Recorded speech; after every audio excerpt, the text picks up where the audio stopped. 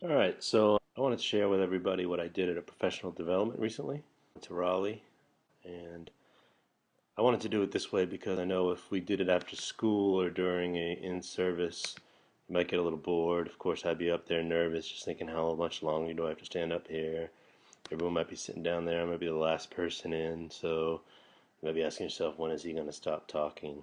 So I decided to try it this way, something I learned at the conference. Let me see. I went here. Let me show you the reason I went here first. I started using this Google Drive program, which is just an internet site through Google, and everything's free. But anyway, lots of schools have gone and changed everything over to Google. They don't use Microsoft Outlook or any of the Microsoft programs. They use all this stuff: Google Maps, Play, Google Search, YouTube.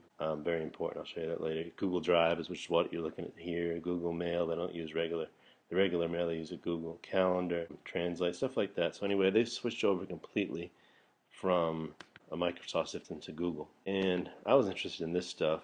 Documents, which is like a Word presentation, is like PowerPoint, spreadsheets.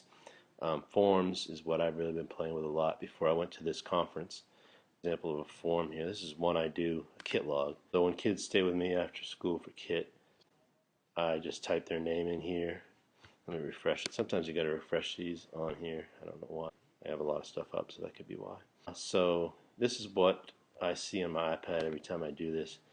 And I just type their name in, reason they're staying, other notes, and what happens is it goes right to a spreadsheet. And everything you make on a form goes right to a spreadsheet. So I have everything stored for me, exactly why these kids stayed, what they did. So if a parent calls, if someone asks, I can just tell them, hey, and look it up real fast. So I've really had fun doing that. I started making things, and I have tons of stuff I made, but then I started making tests on it. I'll show you an example of a test here real quick. This test I gave to all my classes, and I gave them 6 multiple choice questions first. And once they press continue there, it goes on to this next one to 6 blank questions. And the amazing thing about that is it sends that to a spreadsheet as well. It records all their answers in a spreadsheet. You can see multiple choice, fill in the blank, and then you use this program up here called Flubaroo, and it grades them all for you. I was able to grade each test, see what each one they had wrong. You can color code stuff too once you get a little more advanced with it, but I wasn't quite advanced yet. So I was real interested in learning more about this Google Drive stuff and how I could use it in my classroom. So I went to the Summit School in Education in Raleigh. It was a Saturday and a Sunday last weekend, and from 8 till 5, I think. So it was a long drive, a long day. And for those of you who don't know me, my name is Shannon Walsh. If you have any questions, you can come to room 807. I teach Math 8 and Math 2, a combination of geometry and algebra 2. That's a real picture of me, just so you know. The school that the Google conference was at is this private school, K through 12, called Ravencroft. Very nice school. Anyway, we had all these sessions. These are the ones I signed up with.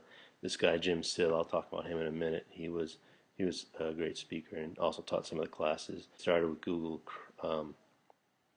Apps, flipping the classroom, which is a really important concept. Using YouTube in the classroom again. Jim Sill.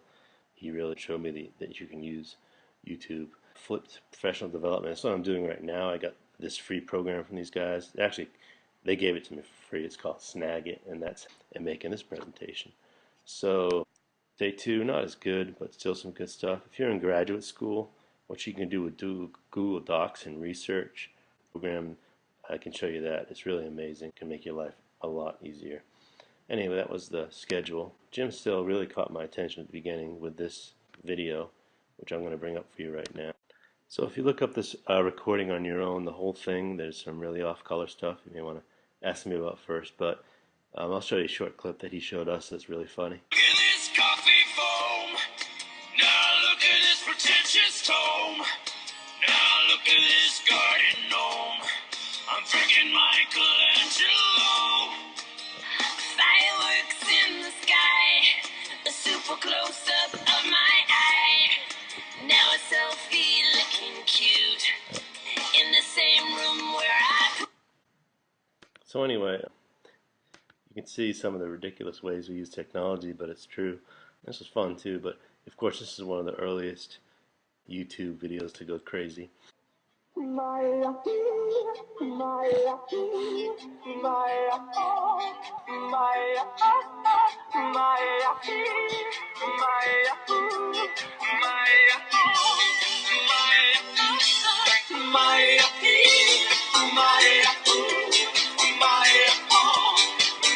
Of course, I've seen that 1,000 times. This video actually has over 20 million views. Over 100 hours of video are uploaded to YouTube every minute. It's pretty amazing, you think. They told us there, I can't remember the exact statistic, but it was something like the amount of YouTube video that has been uploaded is more than all the network stations combined that have broadcast since they didn't exist. It's a lot of information up there. And so you start thinking, where can I use this information? One of the things that he showed us is really neat, or I guess, if you go to YouTube, for instance, and say you're interested in Syria, so you want to show your students what's going on in Syria, you just type in Syria,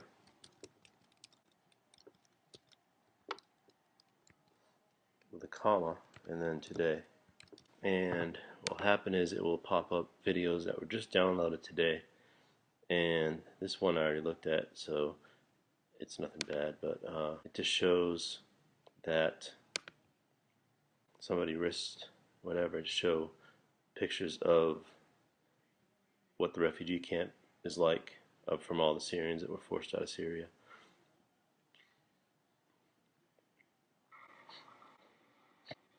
So it's pretty amazing that you could pull this up and show your students something that went up today. So you can see the tent city right here. All the stuff going on in Syria, which is actually over the border of Syria, I think.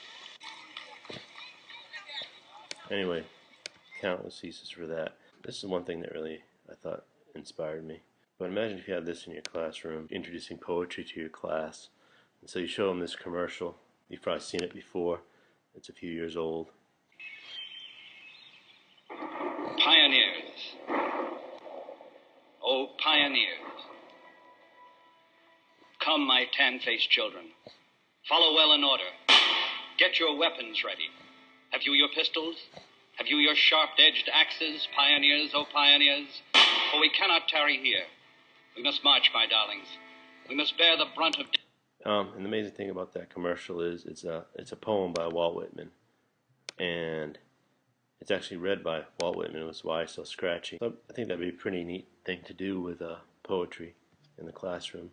It might have got me a little more excited about poetry. Anyway, I was kind of inspired for that to create stuff like this. This is just a video I made and downloaded. Now you can do stuff off of YouTube, but it's very easy, and there's programs out there I can show you. You can create something on YouTube and download it real easily. So I would play in my class some notes. Well, what we're going to do now is...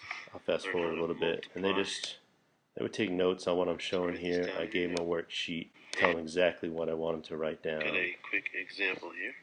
And I work out problems. Kids, they can pause it. If I'm going too fast for them, they can copy stuff down. If 2 is 6. they don't understand something, they can rewind it. YouTube is blocked, as most of you know right now, on our Wi-Fi. I'm trying to get that, but there's a way around it. You can use, I made these links right here from another program.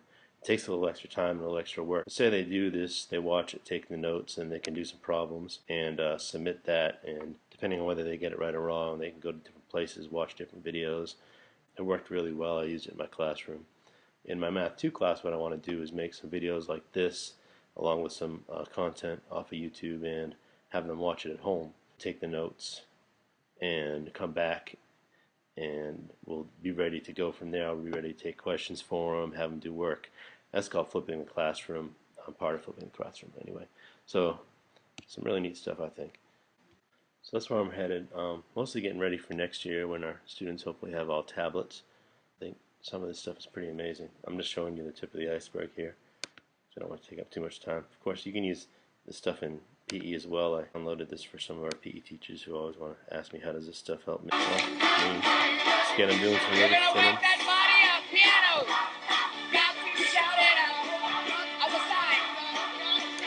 Anyway, what I'm going to do, I'm post these so everyone can see them. And underneath my name, I'm going to put a little URL. I'd like you to click on that and just, it'll bring you to a form. You just click that you watch this video.